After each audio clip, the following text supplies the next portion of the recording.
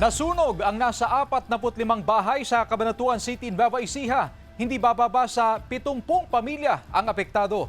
Narito ang report. Nasunog ang nasa 45 na kabahayan sa Barangay Matadero, Cabanatuan City, Nueva Ecija. Mag-aalas 3 ng hapon noong Sabado. Tumagal ng halos 2 oras ang sunog. Mabilis na kumalat ang apoy dahil dikit-dikit ang mga bahay at gawa sa light materials.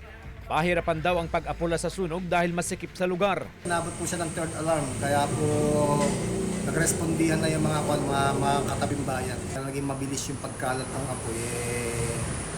Most kasi mga build doon ng ibang mga bahay doon, mga combustible material. Saka yung nga po yung dikit-dikit yung bahay, congested siya. Kaya po naging mabilis yung pagkalat. Tapos yung factors na rin po, yung lakas ng hangin. Hindi bababa sa 70 pamilya ang apektado sa sunog. Karamihan sa kanila walang naisalbang gamit. Bigla po siyang lakas. Hindi po malaman kung paano po nangyari yung apoy. At yung apoy po kasi nung pagsabog daw po na binuhusan daw po ng tubig, hindi po naapula. Pansamantalang tumuloy sa kalapit na simbahan ang mga apektado sa sunog, habang ang ilan pansamantala munang nakitira sa kanilang mga kaanak. Pinili naman ng ilan na manatili muna sa covered court ng barangay. Hindi naasahan eh. Kahit paano, pagdidiwang pa rin po.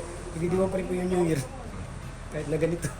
May ilang mabubuting loob na naghatid ng tulong sa mga biktima. Patuloy ang investigasyon ng otoridad upang matukoy ang sanhi ng sunog at kung magkano ang danyo sa insidente. May nagkawang-gawa ito sa mga ito. Ipamigay ito sa mga nasunugan. Kaya lahat naman gusto din ako nagpapasalamat sa mga tumulong at saka sa tutulong pa. Talagang kailangan namin ng tulong. CJ Torida, One North Central Luzon.